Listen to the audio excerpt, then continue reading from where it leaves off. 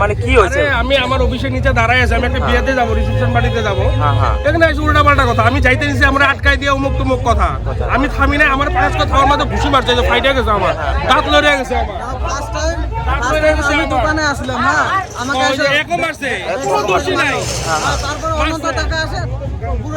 আমাকে মারছে, আমার তো কোনো দোষই নাই, আমি অনেক কথাই কই নাই।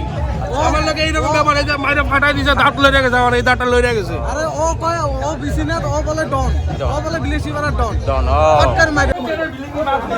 বিলাসীপাড়া এই বিশ্বনাথ গুলি মানুষজন